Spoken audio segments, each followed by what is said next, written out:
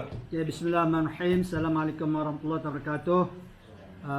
Pertamanya bagi pihak pembela, kita ucapkan terima kasih kepada semua pemberita yang tidak jemu-jemu untuk datang ke dalam PC pembela. Dan pada petang ini saya bersama dengan pimpinan pusat pembela, Ustaz Masridi sebelah kiri saya selaku naib pengurusi, Ibu Izzat juga naib pengurusi, Saudara Tuan Haji Mahmud dan rakan-rakan yang lain. Hari ini kita nak membicarakan atau membuat kenyataan mengenai kes pencerobohan tanah secara haram di Kampung Sungai Ruan dan Kampung Calik, Raub Pahang. Saya akan bacakan kenyataan media oleh pembela dan nanti saya akan serahkan kepada rakan-rakan yang lain untuk menambah jika ada poin-poin yang perlu ditekankan di dalam sidang media kali ini. Pembela memandang serius terhadap kes pencerobohan haram ke atas tanah kerajaan yang berlaku di Raub Pahang baru-baru ini. Sebagaimana yang dilaporkan dalam akhbar-akhbar utama, pencerobohan yang dilaporkan sudah berlaku selama lebih 40 tahun. Itu atas pengakuan para pekebun sendiri yang melibatkan sejumlah 4,400 hektar. Namun tiada sebarang tindakan yang diambil oleh pihak berkuasa. Kedua, perkara ini dilihat sangat luar biasa kerana kawasan yang dicerobohi itu begitu luas, melibatkan ribuan hektar dan telah lama berlaku. Adalah sesuatu yang mustahil ianya tidak dapat dikesan oleh pihak berkuasa. Keadaan ini menimbulkan prasangka seperti ada kata besar atau tangan-tangan raib pihak berkuasa yang berkolaborasi dengan perbuatan pencerobohan yang sedemikian teruk ini. Ketiga, lebih merisaukan ialah apabila ada penglibatan parti politik. Dalam konteks ini khusus kepada DAP dan MCA yang dilihat seolah-olah menyokong tindakan pencerobohan tersebut. Persoalannya, apakah membuat kesalahan menceroboh ini adalah sesuatu yang boleh disokong dan dibela? Dalam arti kata lain, kerja-kerja pencerobohan oleh pekebun secara haram tidak salah dan harus diberi pembelaan. Kepada parti politik berkenaan, sila tunjukkan seksyen mana dan akta mana yang membenarkan mereka berbuat demikian. Keempat, pencerobohan haram ini bukan sahaja salah daripada segi undang-undang, tetapi juga telah mengakibatkan kerajaan negeri Pahang yang dikatakan kerugian sebanyak lebih 30 juta daripada perbuatan pencerobohan kerana gagal mengutip hasil cukai tanah apabila tidak diwartakan. Bagaimana mahu mengutip cukai sedang tanah tersebut masih milik kerajaan dan tidak diwartakan? Maknanya hasil keuntungan yang dikutip adalah hasil dari tanah haram.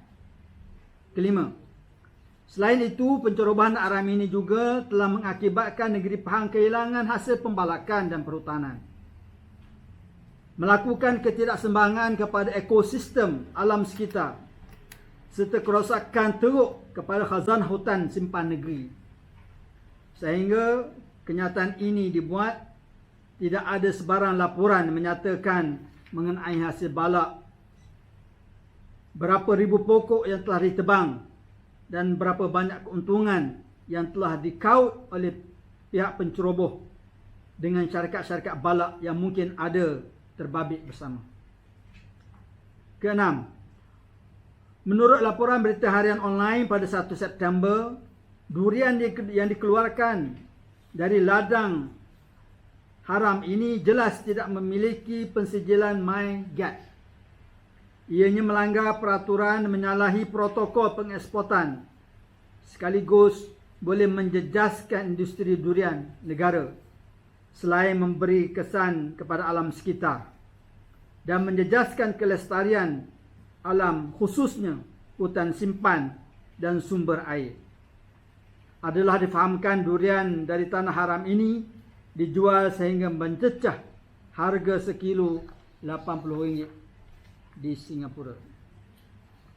Oleh itu, pembela menuntut, yang pertama, pihak SPRM untuk segera menjalankan siasatan secara menyeluruh dan mengambil tindakan tegas terhadap pesalah untuk dibawa ke muka pengadilan. Yang kedua, pihak kerajaan negeri untuk menuntut semua ganti rugi yang sepatutnya dibayar oleh penceroboh berkenaan. Yang ketiga, pihak polis perlu mengambil tindakan yang sewajarnya terhadap penceroboh mengikut undang-undang berdasarkan peruntukan Seksyen 425 Kanun Tanah Negara 1965. Lanjutan daripada kita difahamkan 9 laporan polis yang telah dibuat kepada pihak PDRM. Begitu juga pencerobohan di hutan simpan perlu didakwa mengikut Seksyen 47 Akta Perhutanan Negara 1984. Yang keempat, tidak terhad kepada kawasan pencerobohan di Raut Pahang, tetapi merangkumi semua bentuk pencerobohan yang telah dibuat oleh semua pihak di semua kawasan dalam negeri Pahang dan dalam negara amnya. Pembela menuntut supaya tanah yang diceroboh hendaklah dijadikan tanah Rizab Melayu. Kerana banyak sangat tanah Rizab Melayu yang telah diambil yang tidak diganti.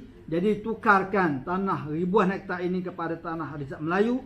Dan semua pihak yang telah menceroboh hendaklah segera menghentikan pencerobohan dan memulangkan balik tanah tersebut kepada kerajaan negeri.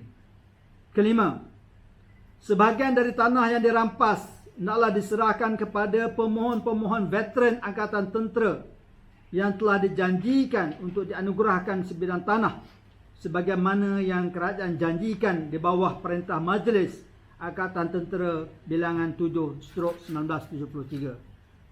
Yang keenam dan terakhir, kerajaan negeri hendaklah memberhentikan tindakan pengambilan tanah, tetapi sebaliknya memberi geran kepada penduduk seperti mana yang dijanjikan oleh pihak LKPP dalam rancangan penempatan semula keselamatan RPSK pada tahun 1970-an.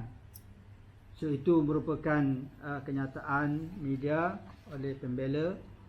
Jadi sebelum saya buka kepada sebarang persoalan daripada para wartawan, saya jemput Ustaz Nasrizi untuk ataupun kawan-kawan yang lain untuk menambah jika ada poin-poin yang perlu ditambah.